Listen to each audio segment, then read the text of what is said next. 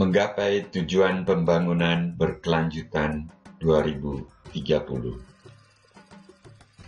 Berbicara tentang masa depan, ada buku Physics of the Future karangan Michio Kaku yang memprediksi peradaban hingga tahun 2100 dari sudut pandang kemajuan sains. Kaku adalah seorang fisikawan, namun ia tidak hanya berbicara tentang kemajuan dalam bidang fisika. Dalam bukunya, ia juga meramalkan apa yang akan terjadi dalam bidang komputer, robotika, kedokteran, dan perjalanan luar angkasa. Selain buku Kaku, ada juga buku The Next 100 Years karangan George Friedman. Berbeda dengan Kaku, Friedman meramalkan apa yang akan terjadi pada negara-negara di berbagai belahan bumi. Selain masalah geopolitik, Friedman juga menyoroti masalah ekonomi dan sosial, serta arah perkembangan teknologi di abad ke-21. Membaca buku-buku seperti itu serasa membaca buku fiksi. Walau kedua buku tadi bukan novel techno-thriller seperti Ghost Fleet, karangan Peter Singer.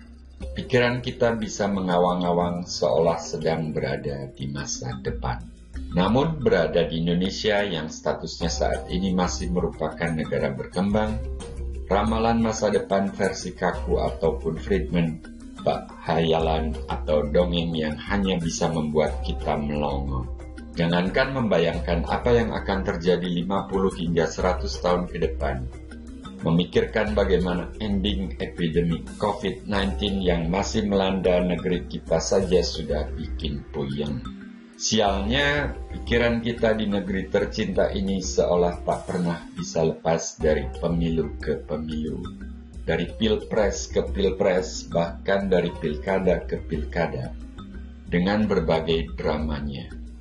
Ada yang melawan kotak kosong pula. Pilpres 2019 sudah lewat pun, banyak orang yang belum move on hingga hari ini. Padahal di luar sana perubahan terjadi dengan amat cepat. Sejujurnya, berbicara perihal apa yang akan terjadi 10 tahun ke depan saja sepertinya sulit.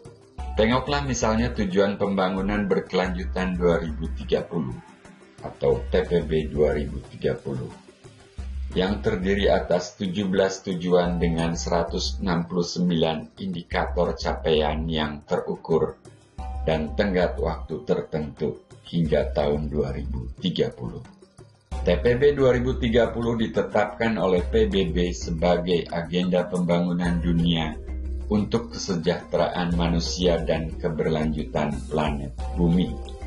Sebagai gambaran, di antara 17 tujuan tersebut, ada tujuan terhapusnya kemiskinan dan kelaparan di seluruh negara. Kemudian ada tujuan tersedianya air bersih dan sanitasi layak, serta energi bersih dan terjangkau. Terkait dengan lingkungan, ada tujuan penanganan perubahan iklim, ekosistem laut, dan ekosistem daratan. Salah satu tujuan dalam TPB 2030 yang menarik perhatian saya adalah terwujudnya pendidikan berkualitas dan kesempatan belajar seumur hidup bagi semua orang. Sebagaimana kita ketahui, rata-rata lama sekolah penduduk Indonesia saat ini masih tergolong rendah, yakni sekitar 8,35 tahun. Ini merupakan data BPS tahun 2019. Ini berarti bahwa siswa kita pada umumnya putus sekolah di jenjang SMP. Di beberapa provinsi, keadaannya lebih parah. Pertanyaannya kemudian, dapatkah pada tahun 2030 nanti, rata-rata lama sekolah menjadi setidaknya 12 tahun, dan para lulusan pendidikan menengah memiliki pengetahuan umum yang memadai, sehingga mereka dapat bekerja dan menghidupi dirinya sendiri.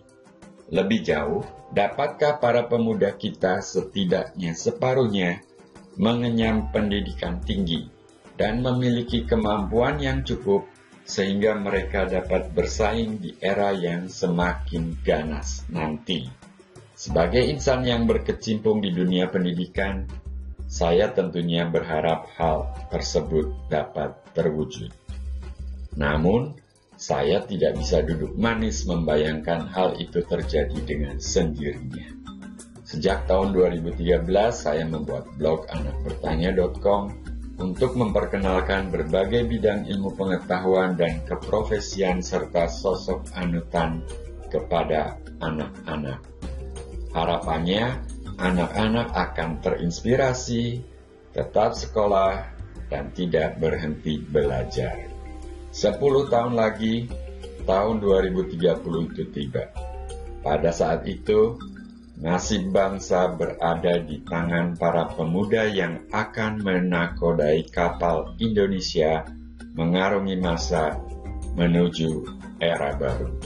Dirgahayu Republik Indonesia, Bandung, 17 Agustus 2020. Saya Hendra Gunawan, dosen FMIPA ITB.